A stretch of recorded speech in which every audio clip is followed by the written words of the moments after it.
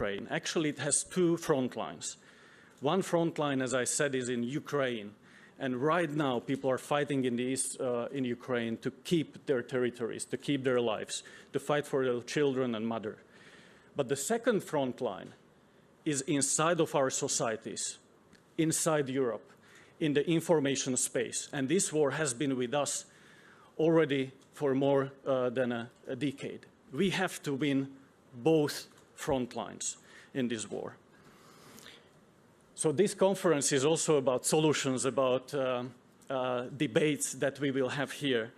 And I hope that we'll be able to gather some very concrete outcomes. We'll have a lot of side meetings, mobilizing support for Ukraine politically, militarily, in terms of humanitarian aid. We will kick off a fundraising campaign that will last for more than a half year to help Ukrainians. But we have to discuss how we increase our own resilience as well.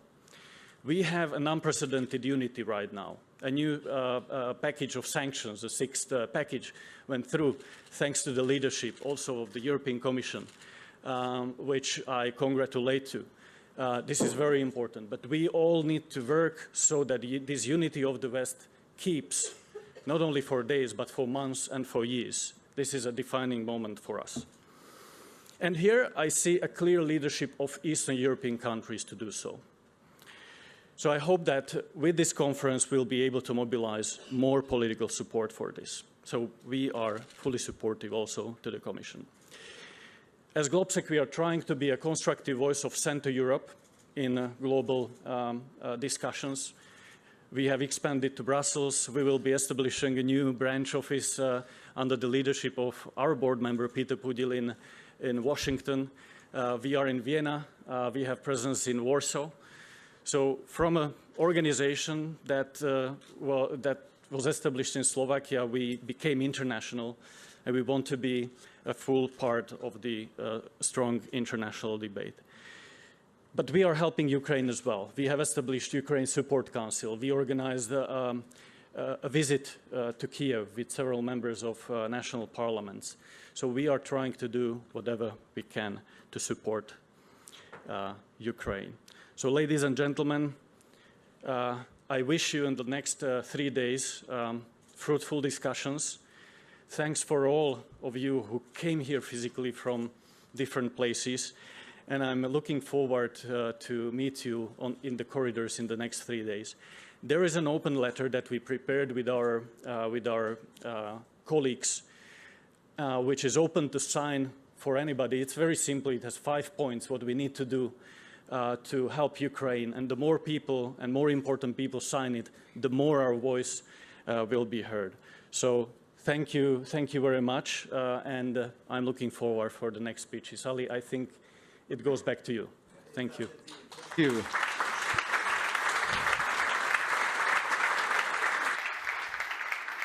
Does indeed. Thank you to the president of Globsec, Robert Vos. Congratulations, of course, for making Globsec such an internationally recognized brand, particularly in times like these. And you've said it, of course, that there's going to be numerous discussions throughout the next 3 days. This is the Danube stage, the main stage, but for those Globsec veterans, and I'm seeing quite a number of you here, there's also, of course, the Maria Theresia stage, where a lot of parallel sessions will be taking place right afterwards. This year, a new feature, there's also the Globsec boat. I know it sounds quite attractive, and I hope it will be. It's for smaller circles, more intimate discussions, if you will, for some more niche topics. So that is the third element that is being added this year. Let me also take this opportunity at this point to welcome, if I haven't done so, everyone joining us online, of course, joining us on the apps, on YouTube, everyone who can't be here in Bratislava in person, but of course want to continue and follow this very important discussion. Discussion, of course, you can tweet about. The hashtag this year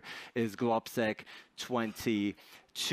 One more thing, of course, for those who've been here many times before, as I have, Globsec is a very interactive format. We want your questions, we want your input, and this year we'll do this through the Globsec app, which hopefully by now everyone has downloaded. You will see a Slido button there. Just press on Slido for those experienced conference goers. These are terminology, there you go, that you're all familiar with, and the moderators will then incorporate your question. And now, without further ado, it's my great pleasure, of course, as our host here in Bratislava, to welcome on stage the President of the Slovak Republic. Ladies and gentlemen, please welcome President Zuzana Čaputová.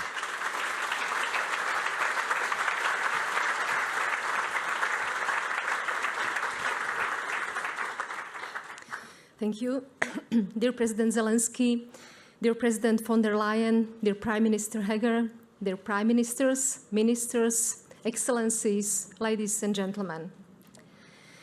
2 days ago, I was standing among the ruins of apartment buildings in Irpin, just outside Kiev. What I saw was suffering caused by Putin tanks and missiles. And I asked myself a question. What right does Russia have to do so to Ukraine? How could this happen in Europe in 21st century? For decades, never again to war was the rule. Yes, there were failures such as the Balkan Wars, but in general, never again to war was more than an aspiration. It was a reality for most of us on the continent. So what happened? How did the European security order fall apart? And how do we fix it? I have no instant answers today, but I would like to offer some ideas on where we can start to survive and prosper, as this year's Globsec asks. We must start by recognizing what the real challenge is, because we can only protect ourselves effectively if we understand the nature of what we are facing. As for the nature of the challenge, our peaceful European order hasn't been turned upside down in a day.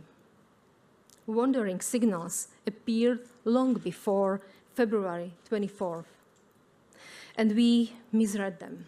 For example, in Georgia in 2008 or in Ukraine in 2014. We saw them as unrelated episodes rather than symptoms of a bigger challenge. That was a mistake. Putin's full-scale invasion of Ukraine, which started exactly 99 days ago today, leaves no doubt that the Russian is not just fighting our eastern neighbor. Ukraine was attacked for daring to be different from Putin's Russia, for improving the rule of law and democracy, for fighting corruption, or having an open society. The Russian regime is waging a war on our democratic values and the rules that have secured peace on our continent for decades. And that is true nature of the challenge we are facing today. History teaches us that if an aggressor opposes your values on your way of life, giving up territory is probably not going to stop him. The Slovaks and Czechs have our own experience. In 1938 in Munich, the world powers thought they could secure peace with Adolf Hitler by granting him part of our territory. In less than a year, the peace for our time turned into a total war. Let's not repeat the same mistake. To restore peace in Europe, we must continue our support for Ukraine. So in its negotiation with Russia, it can decide on the nature of its relations with Moscow freely and not under the barrel of the gun. Ladies and gentlemen, Vladimir Putin's fantasy about a world in which bigger nations can attack smaller ones must fail. Slovakia has already become a frontline country, welcoming tens of thousands of Ukrainians, women and children fleeing of the war. Yet humanitarian aid alone won't help Ukraine expel the aggressor. Slovakia is already among the most significant providers of military aid on per capita basis. But the situation on the battlefield is serious, and all of us must do more to help. Ukraine's reconstruction cannot wait until the aggression is over. This will be a huge task, but also an investment into our shared prosperity. As a direct neighbor, Slovakia will take an active part in Ukraine's reconstruction. And the EU will also play a critical role, and not just in post-war recovery. Dear Madam President, that we know that the Commission will submit its assessment of Ukraine's application to join the EU soon. And I trust that the next European Council will formalize Kiev's EU candidate status, because the past 20 years show that living countries in between the EU and Russia leads to more instability. This is a strategic political and security decision which we must take. Dear all, my last point is about ourselves. If we are to stand up to these challenges, we must strengthen our resilience. The slow post-pandemic recovery and underinvestment into the diversification of our energy supplies have made us even more vulnerable. We must therefore invest into a greener and more sustainable development and in reducing energy dependence on Russia. This is not a choice, it's a necessity. More than ever in our lifetimes, we realize that peace and freedom are not for free, that our defense budget cannot be the first to be cut and the last to go up. At NATO summit in Madrid, we should all come prepared to spend at least 2% of GDP on our defense, even before the originally planned in 2024. And we should further reinforce the eastern flank, with forward presence become a well-equipped forward defense. NATO's new strategic concept must reflect a new reality. Russia is a threat, and collective defense should be alliance's main purpose. Talking about resilience, we cannot ignore the risk disinformation and propaganda pose to our democracies and our security. Social media platforms are becoming a dominant source of information for our citizens. Our expectations when it comes to their responsibility must increase. As the EU, we have taken some steps in this direction, but we must do even more to increase the responsibility of the platforms themselves for content they provide. I'm sorry to see that the freedom of speech is often used as an excuse for inaction on our side. Should we take propaganda based on lies as just another harmless opinion? I don't think so. Our democratic tools, including the freedom of speech, cannot be used to destroy democracy itself. Ladies and gentlemen, we are now living a new reality in which peace can't be taken for granted. Our decisions today will shape our reality of tomorrow. Let us jointly make it better so that our never again becomes a statement, not a question. Thank you.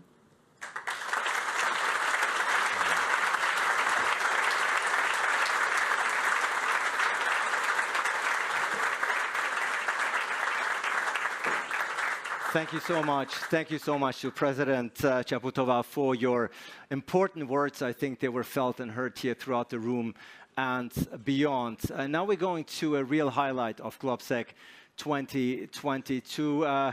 We'll be hearing from a gentleman whom we obviously would have liked to welcome here in person, and I'm sure he also would have loved to be in person, but for very, very understandable reasons, he cannot be here with us today. But he did not want to waste and pass up the opportunity to address this very distinguished audience. It's none other than, if you will, the gentleman who has become the face, the symbol of Ukrainian resistance. It's none other than Ukrainian President Zelensky himself, who I believe is now up live joining us from Kiev.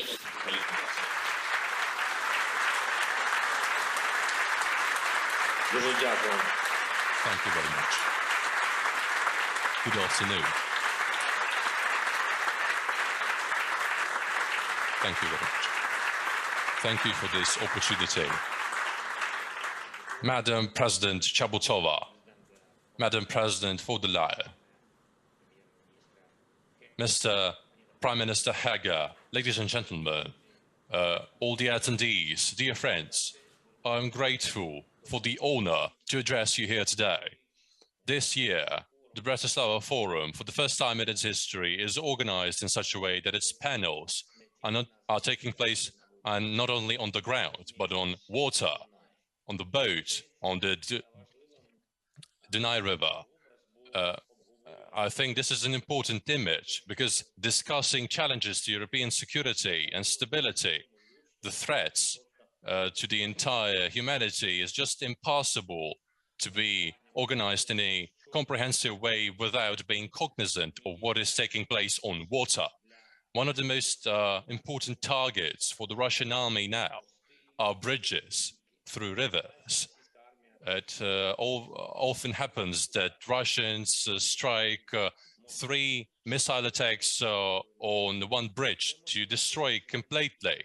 It's impossible to overestimate also the threat brought about by the Russian aggression to the water potential, the capacity of the center and east of Europe, the Black Sea basin, the character of the military hostilities of the Russian army shows that they are flat-out barbarians. They are destroying severely the residential places, industrial areas, chemical plants, metallurgical plants. The hostilities in Donbass starting from 2014 give rise to the threat of pollution of underground waters. If the sinking of coal plants in Donbass continues, where in 1979 an underground nuclear explosion took place, the pollutants can contaminate not only the rivers of Ukraine, but the Black and Azov seas. When it comes to security challenges related to our basins, our rivers and our seas, we cannot but mention the blockade by Russia of Ukrainian ports. Due to this act of aggression by Russia, the world is now teetering on the cusp of the food security crisis. This is not just some issue with food. This is a deficit on the world market. This is detrimental, catastrophic rise of prices of basic products in various countries. So if we do not avert it, we will receive a political chaos in Africa, Asia, and the ensuing migration crisis in Europe when people suffering from famine will seek refuge elsewhere. The food security crisis will inevitably lead to large-scale protests in European countries. Many governments will have to explain to protesters in streets of various European cities why our continent is now held hostage by one country, which is Russia, and one person in Moscow who gave order on the maritime blockage of Ukraine. Now I've just mentioned just a few of the consequences, the extreme consequences that we are now facing. These are tremendous challenges. How we are supposed to react to all of this? Ladies and gentlemen, let us once again remember the Danube River. This is the source of prosperity for various cities: Bratislava, Vienna, Budapest, Linz, Regensburg, Belgrade, Izmail, and others. Slovakia, Austria, Germany, Romania, Serbia, Hungary, Moldova, and Ukraine. To make sure that the Danube remains clean and safe, to ensure that its economic potential, including transport potential, works in full swing, we need cooperation of all countries which have received this great gift from nature. Therefore, we need unity, we need understanding, we need the ability to talk and find common ground for common interest. And by the way, this is a key thing for peaceful and free life in Europe. That is what Slovakia is capable of doing. That is what Ukraine is capable of doing. This is what other countries, our partners, can do. And this is what is deliberately ignored by Russia. Is Russia trying to hear anyone, to understand someone? No. Does Russia recognize common interests? No. It only sees its own interests. while construing it in a very peculiar way. Not like an interest of the entire Russian people, but like egoistic desires of a small handful of its heads. In what way does Russia understand the notion of unity? Russia is trying to subjugate others and to bring them to heel, to destroy other people's identity. That is how they construe unity. They're just destroying diversity. This is exactly what they are doing now in Ukraine. They're trying not only to kill people, but to wipe off the very fact that there is our country, that there is Ukraine, and that Ukraine seeks to be a full-fledged member of a united Europe. This is an outright anti-European policy of Russia, which makes Europe responsible and obliged to react in a principled way. First of all, by supporting Ukraine even more actively with weapons, finance, and policies. We are grateful for the assistance we have already received to everyone who is assisting us, but weapons supplies should be stepped up because it is on the battlefield that on the battlefield in Ukraine that it is being decided whether freedom in Europe is going to be preserved for everyone without exemption. And on the battlefield in Ukraine, there is a situation which can ensure an inflection point in this confrontation. When we prevail over Russia, the freedom of Europeans will prevail for decades ahead. The second point is sanctions. The primary essence of sanctions packages of the European Union is related not only to inflicting harm on Russia, but making Europe independent from Russia, to cut all the critical links between Russia and European countries, which Moscow has weaponized, particularly in energy. Therefore, I believe it is inadmissible when we spend so much time discussing sanctions packages, more than a month. These are our days. These are days of our people's lives, more than a month. Of course, it is gratifying that the sixth sanctions package has already been implemented, but it has to be put in practice urgently now. And we should proceed by organizing a seventh sanctions package. This is a rope. When we still have the connections between Europe and Russia, this is a rope that Russia can use as a stranglehold. The third point is that we should strengthen Ukraine's unity by providing Ukraine a candidate status to the European Union and later the full-fledged membership. There can be no temptation in Russia to even assume that European countries are not supporting Ukraine in this issue. We should not allow this, because if Russia feels that Europe is faint-hearted and can leave Ukraine behind without the obviously needed decision on candidate status, that will be one of the gravest destabilizing factors for the continent over the entire period of the full-fledged war of Russia against Ukraine. Ladies and gentlemen, we have to give the response to all the challenges and threats that Russia has created against all of us in policies, in economics, in military field, in food security, in environment, in migration field. There is not a single field of our lives where catastrophe, where the threat of catastrophe would not be so imminent. The quality of our response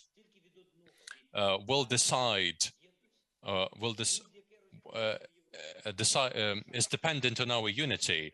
Any division in Europe is a chance for Russia to continue its belligerent policies. And I trust that you are well aware of it. And therefore, I trust that we will be able to protect our continent and our people from everything that is hanging above us as a threat. But we also should think about tomorrow, about what will happen after we prevail over the tyranny. We believe in this victory. That is why Ukraine is now working on a large-scale initiative, United 24, which is a system of instruments which, when they are fully implemented, be able to protect not only our country, but our peoples from the menace of armed aggression and natural disasters and other things that are threatening our lives. We have to ensure that in 24 hours, every state which requires assistance is able to achieve it. Now, we do not have such an instrument in the world, unfortunately, but it is obvious that it is very much needed. Therefore, I urge you to familiarize yourselves with the first element of this future infrastructure, the fundraising platform, which allows accumulating funds from various sources for various needs, including defense, infrastructure, healthcare, and social policies, without excessive red tape. Everyone stands to decide how to help the country which requires assistance. Gradually, we will replenish United 24 with other instruments, diplomatic, sanctions, and technical instruments, together with you, which will enable us to drastically renew the current global security architecture. I'm confident that the need of renewing it will be one of the key issues to discuss at this conference. Therefore, I urge you to pay attention to Ukrainian proposals, and please do not forget that there is one country which seeks to destroy us by weapons, by aggression. It seeks to destroy your beautiful and wonderful Danube. Protect us, protect yourself. Glory to Ukraine.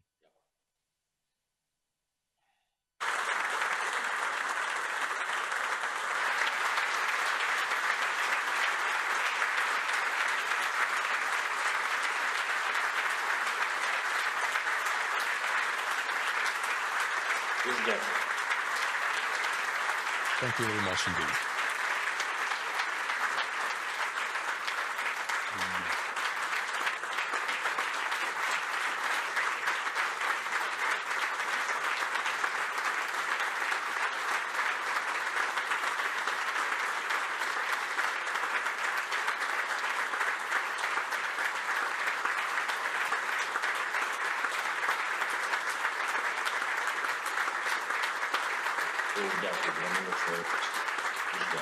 Thank you very much. It is my great honor.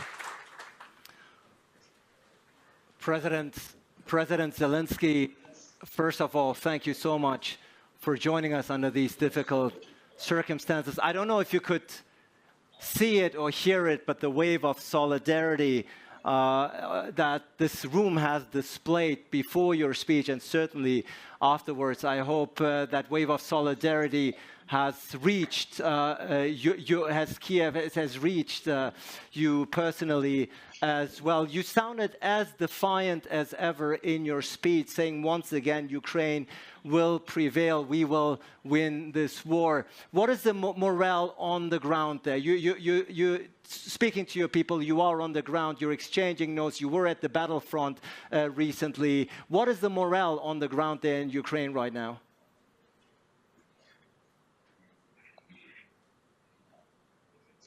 Thank you very much.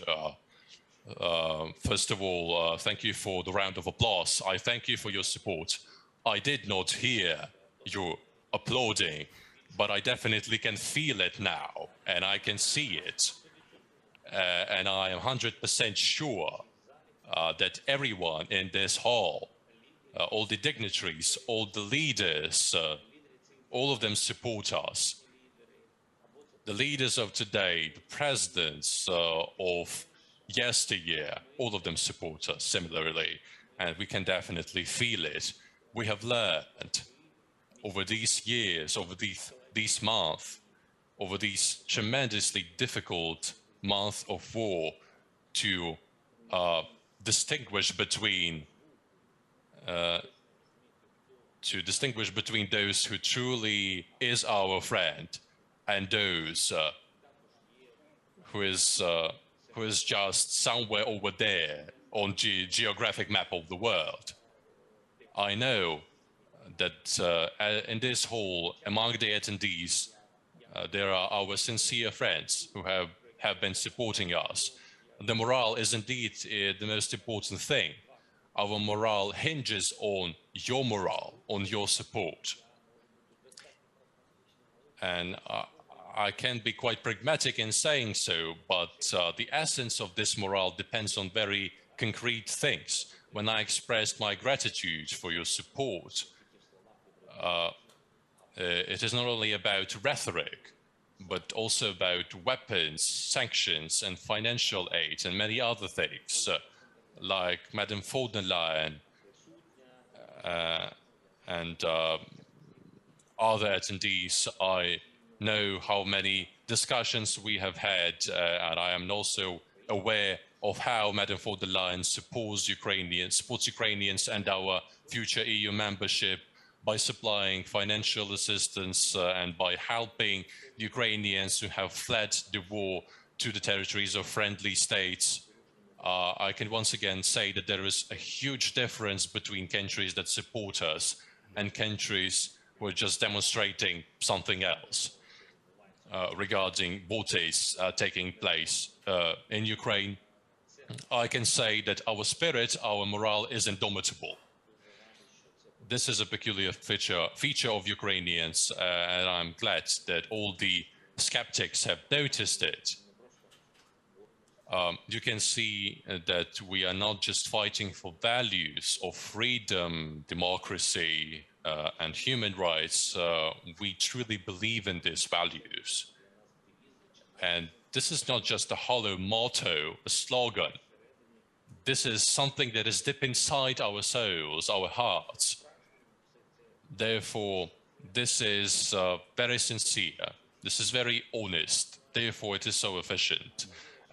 Regarding the situation on the front line, the situation on the battlefield depends on our morale. Near Kharkiv, we have made some tremendous advance, but the situation in the east of Ukraine remains very complicated.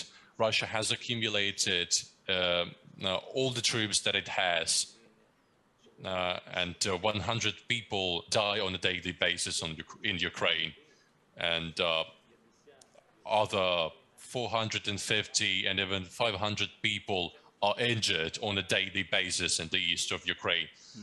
That is the battle that is being waged for these values that we have talked about.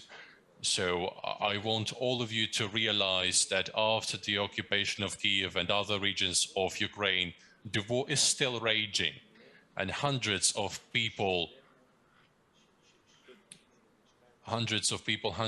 families will lose their relatives. And therefore, that is a grave and great challenge for us. But generally, we believe in our victory, and we are going to prevail without any doubt.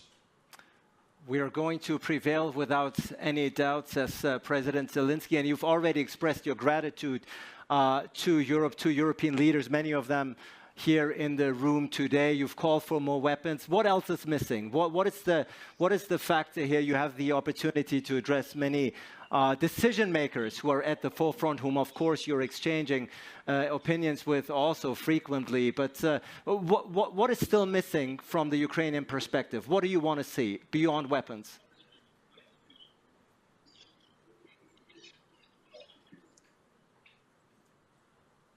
Weapons are the top priority. Weapons are different. We are talking not only about artillery rounds, we're not talking solely about rocket systems. We are also talking about the weapons which are uniting our people, because taken alone, the unity of Ukrainian people is the most important weapon of every country in the world. Therefore, unifying the people depends on the motivation. When the whole world is looking at us and is supporting us, is a great motivation. And if you are not tired of supporting us politically, Ukrainian people will not be tired either. We will continue to defend the values. when we're talking about assistance, the issue of Ukraine's EU membership is decided not in a day and not in a month. That is understandable. But now one of the motivations for unifying our people and gaining trust that Europe regards us as an equal partner, as a powerful partner. In this regard, the candidate status to EU membership is one of such motivations. We have many people in this hall on whom this decision depends. I'd like to tell you that this is not just a hollow phrase. It's not just some technical aspect. Please wait until we take a decision. Please wait for the right moment. Believe me, this is not so. I know what I'm talking about. We do not have enough motivation in Ukraine. No, we have the motivation of preserving our lives, preserving our people, preserving our homes. We need respect. That is a great motivation. And part of this respect is feeling as an equal partner. Receiving a candidate status is a trifle thing, but it is so much that it has so much importance in it for us. For some countries in Europe, that is a stage that they have already finished. But for us, this is something that we should do in the future. I know that this future has united not only our people, it has also rallied together the countries worldwide. The only thing that is unfortunate to me is that we have paid a steep price for this unity. So I hope that now, when we are discussing sanctions, when we are discussing aid packages to Ukraine, we see some divisive signals.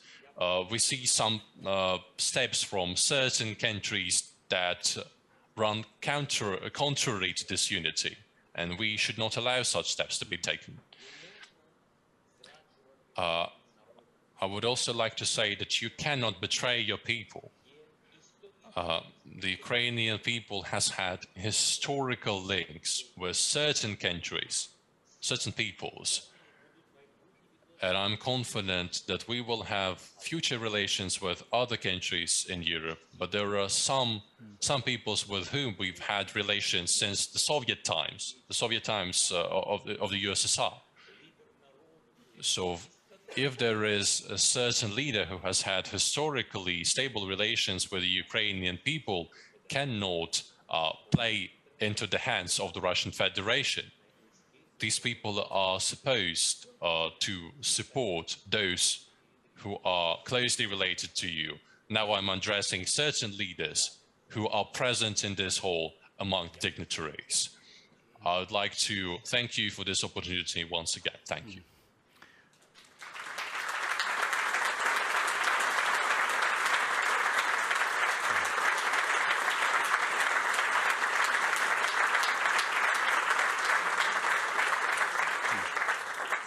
And Mr. President, before we let you go, thank you so much for being so generous with your valuable time. Made a passionate plea for the EU membership of your country. As a matter of fact, we have your Deputy Prime Minister for European Integration here, whom I will be sharing the stage with in just a moment. But before we let you go, you have become the face, the symbol of Ukrainian resistance. You have received praise, international global praise for your leadership style. They're saying President Zelensky has risen to the occasion. He's displaying true leadership, but this must weigh heavily on your shoulders. At some point, you are seeking a way out, of course, to end and minimize the suffering of your people. Give us an insight into your thoughts and feelings of President Zelensky today, probably one of the toughest jobs out there today.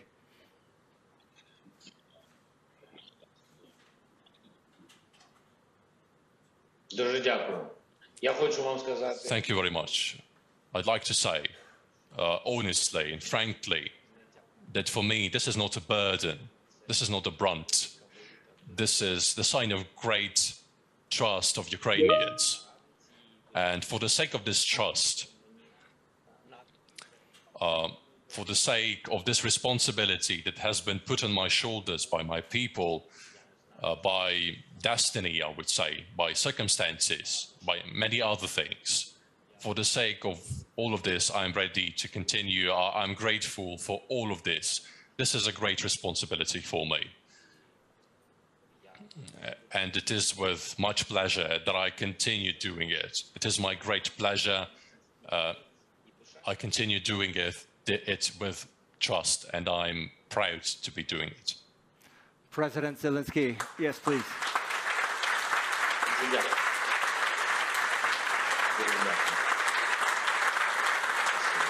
Thank you very much. Thank you very much indeed.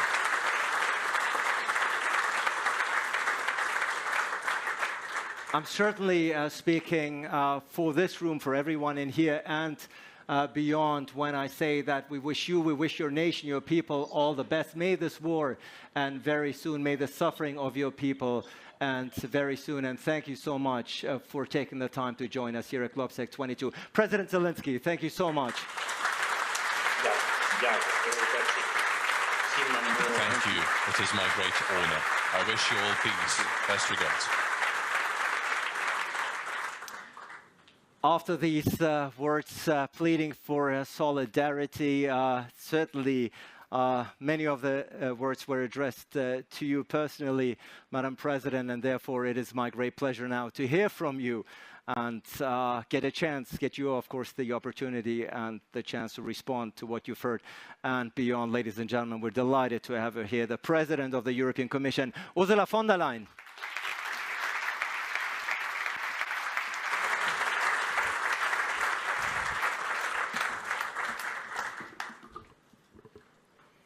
Thank you very much. First of all, Madam President Čaputová, Prime Minister Heger, dear Eduard, Prime Minister Karinč, dear Christianis, what a pleasure to see you here, and I see the Prime Minister of Georgia, too.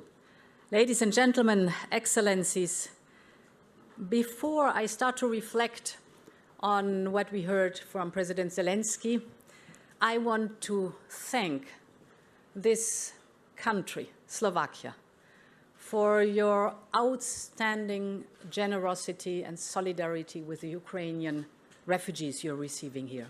It's almost 700,000. You've opened your hearts, you've opened your minds. History will never forget your gratitude, your solidarity, and the shining example you are. So many, many thanks for that.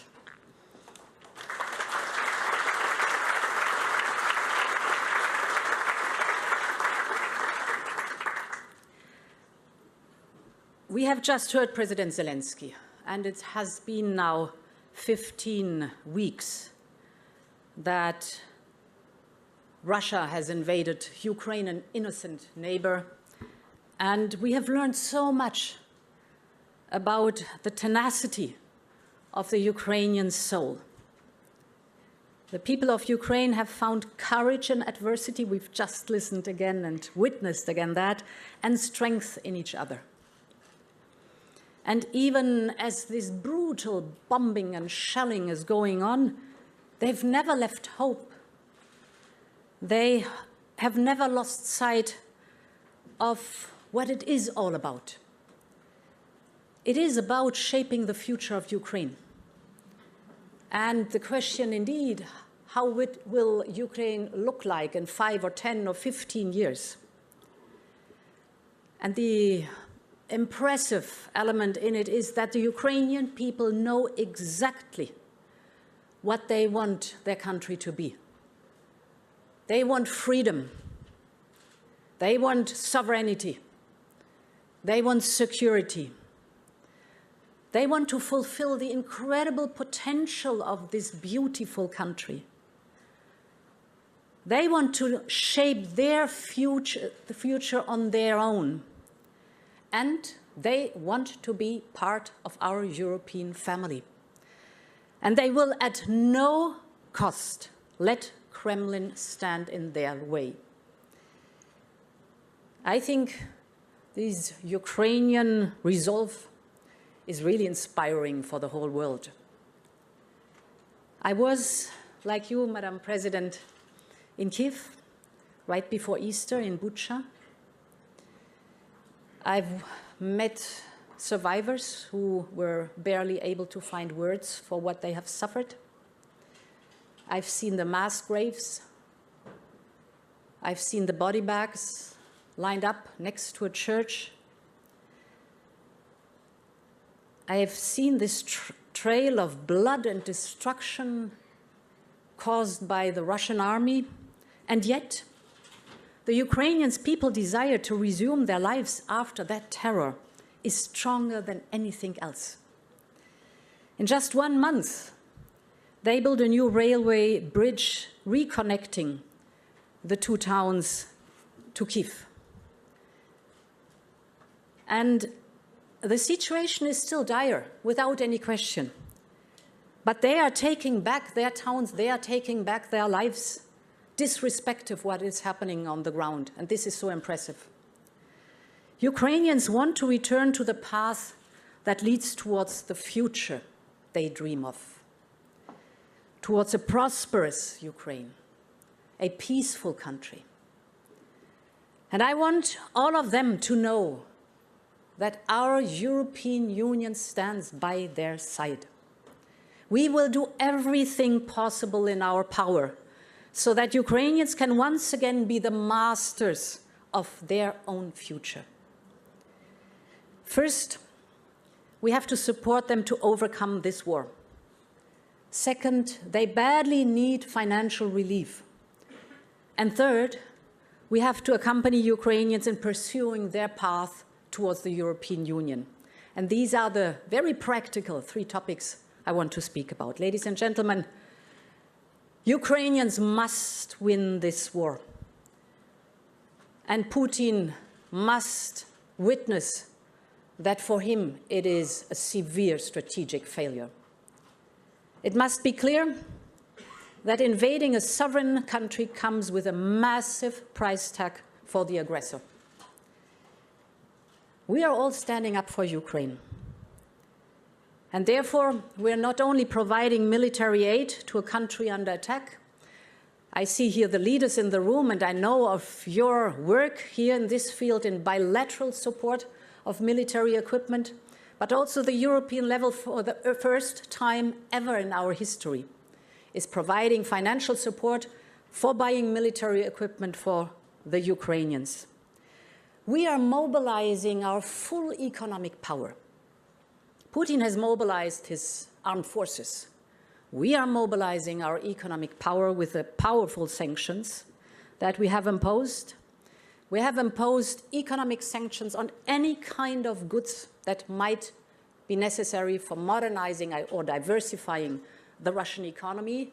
And these sanctions are biting, they're grinding their teeth into the Russian economy. We're paralyzing the Russian central bank's capacity to raise capital.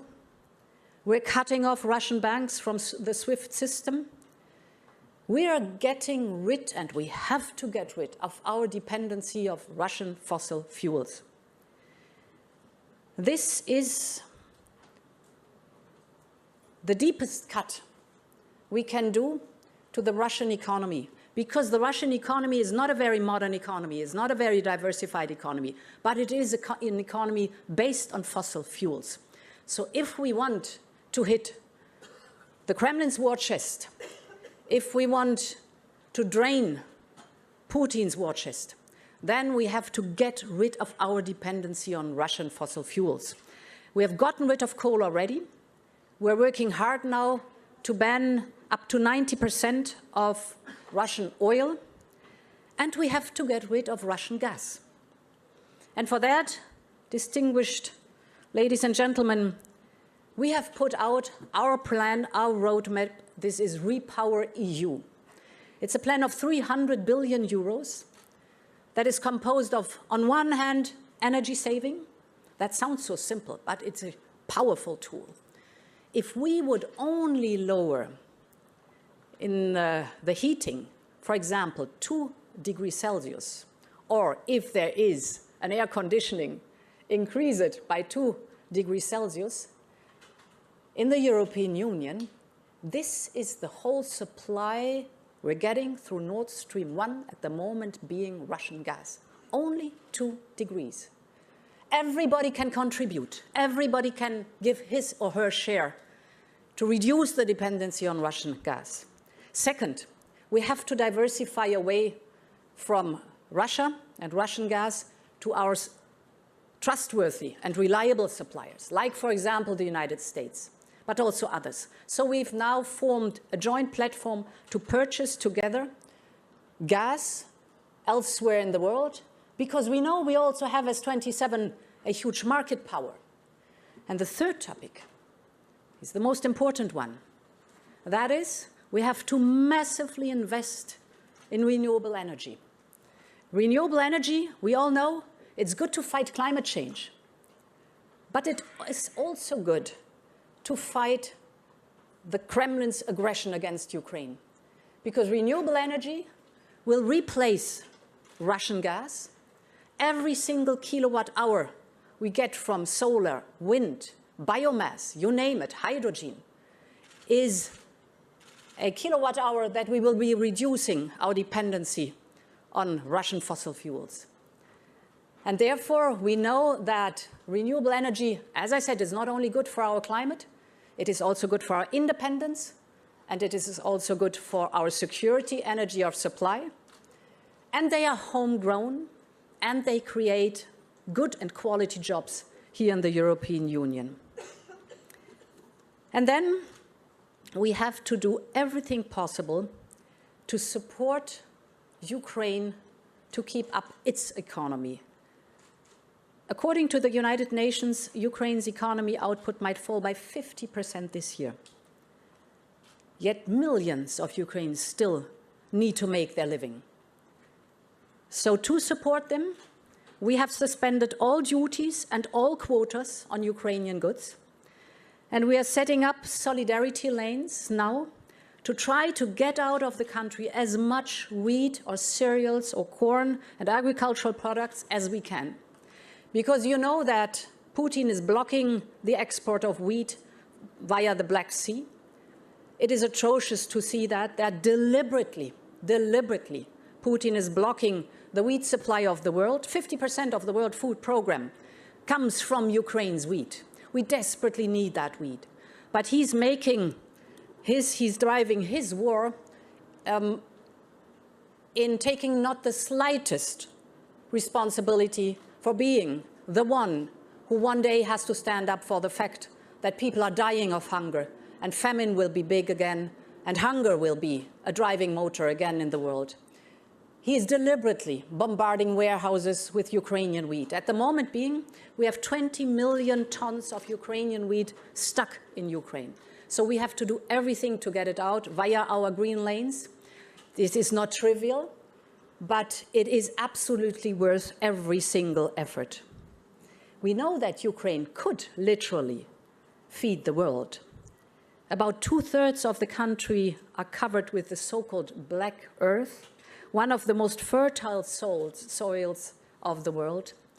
And there's this beautiful Ukrainian flag, which symbolizes the yellow fields under a blue, blue sky.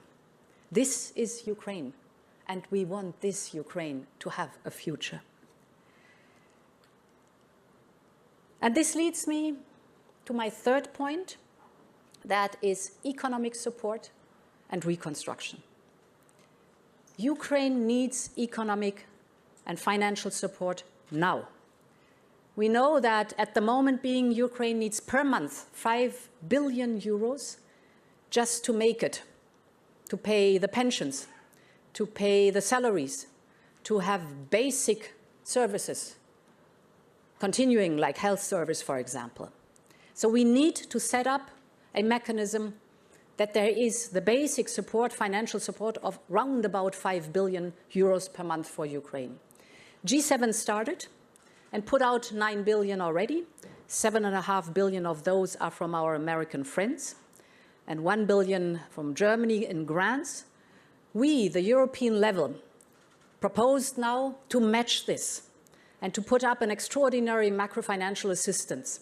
We're discussing that in the European Council, but this is the minimum we can do to support Ukraine to make it through the next month financially.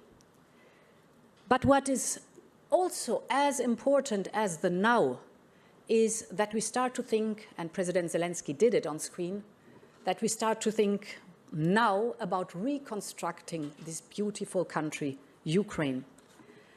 And for that, we want to build a platform.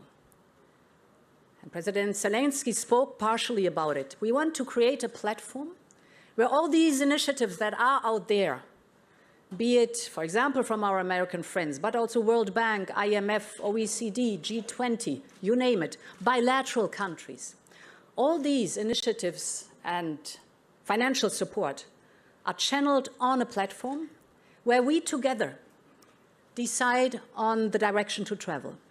This platform is led and owned by Ukraine because it's Ukraine who decides on its future. But together with them, we want to engage in from the very beginning on to shape this platform in a way that we have investment with reform. The European Commission will stand by Ukrainian side with all the track record we have, with all the experience we have, to help them, that the investment is effective, combined with the necessary reforms that then will, of course, pave the way into the European Union. It is for us important that there are reforms on the administrative capacity, for example, on a strong rule of law, on an independent judiciary, always the fight against corruption, but also creating a conducive environment for the business sector so that investors have confidence and trust and come back and invest in Ukraine.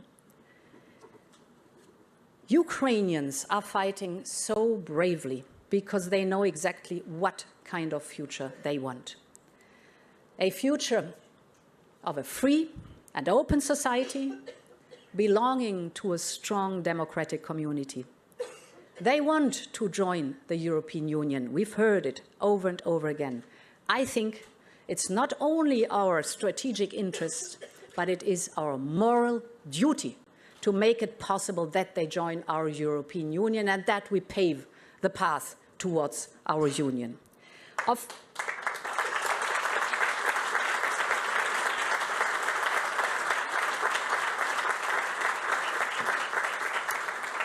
And let me tell you why I think it is so important to combine investment and reform. Because, of course, our standards and conditions in an EU accession process must be met. There is neither a wild card nor shortcut. But how fast, how quickly, how the speed of such a process is, this is depending on the country itself and our support. And I'll never forget, Prime Minister, dear Eduard, that you told me what a change it made in Slovakia when the country, at a certain point in time, decided to be serious about the accession of process towards the European Union. And then you told me that the European Commission sent expertise, advice, a team that worked with you day and night to do the reforms that were necessary. Of course, there was a certain amount of investment, and you made it within a few years. And this is important. Once again, no shortcuts, no wildcard. Standards and conditions have to be met because this is true for all of us in the European Union, and we know on a daily basis how hard it is to keep these standards up among us 27. So that has to be. But it's up to us how much we support, how much we invest, and it's in the hands of our Ukrainian friends what they are making out of it.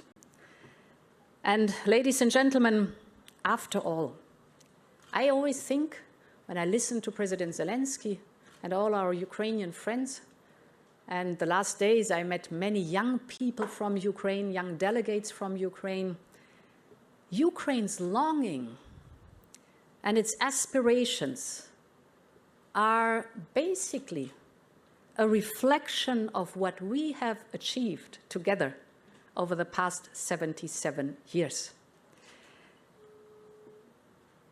And if I may pick up the words that President Zelensky spoke, I think it was the last question on the responsibility he has. He said, "This is not a burden. This is a great responsibility. And this should be our motto, supporting Ukraine on its path towards the European Union. It is not a burden. It is our historic responsibility. Long live Europe, Slava Ukraine.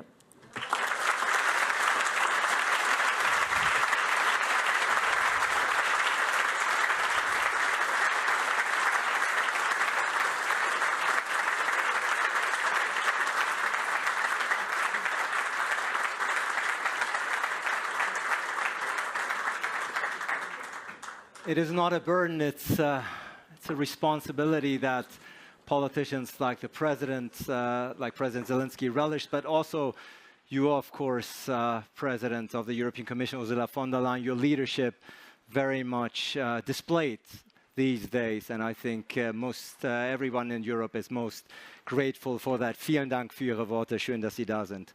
Ladies and gentlemen, as you can see, we're restructuring a bit, and of course, the presidents, due to their very constricted time schedules now, will have to leave, but there's actually not a break. We're continuing right now with the Ukrainian Deputy Prime Minister for European integration. In 30 seconds, we're just giving please give him another hand, the President Ursula von der Leyen and President Čaputová.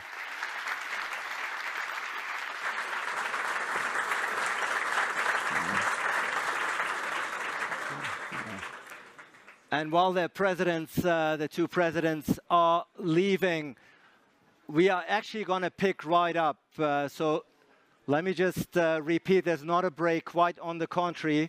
We're picking up right from where we left off, and with us, and I couldn't have asked now for a better speaker after everything we have heard to guide us through the next 25 minutes of a very important subject matter. She is, of course, the Deputy Prime Minister for European and Euro-Atlantic integration of Ukraine.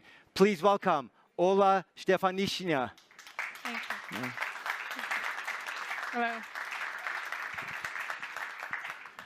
Deputy Prime Minister, it's wonderful to have you with us. Thank you so much for being here. Your president couldn't have been more clear about your country's aspiration to join the European Union, and Ursula von der Leyen, the President of the European Commission, couldn't have been more clear, saying it is our moral duty as Europeans to bring Ukraine on board, to ensure that your country, that Ukraine, becomes an EU member.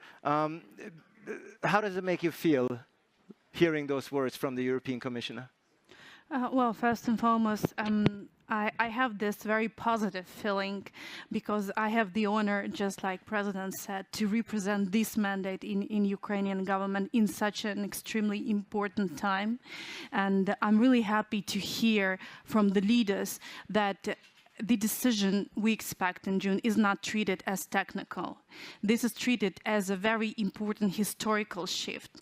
And basically, while I was listening to the colleagues and had a lot of meetings over the day-to-day, I found myself in the middle of the thought that we have never used the word leaders as often as we're using it right now. And it's time for leaders. This is historical time for leadership because we have the historical shift. After the Second World War, we have identified so many new words and new terms, like the forceful deportation, filtration camps, genocide, and many, many others. These were such crimes that had to be re-identified. And that's what is happening now in Ukraine. And after the Second World War, the world said, never again. We established the NATO, the European project started, and this war in Ukraine also opens the way towards the new future, on which we will build on all the values that we've been building, or we will not show leadership, and we will be consuming the Russian narratives, the Russian agenda, and be in the Russian circle of propaganda and blackmail.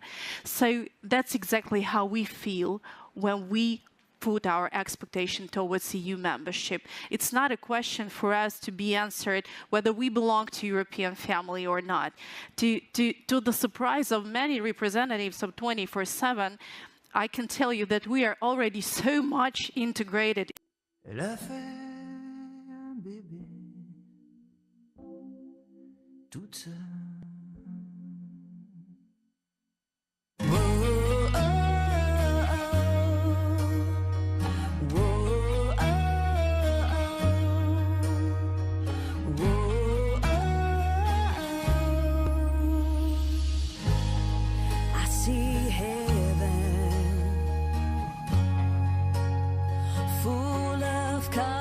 And light, I see beauty.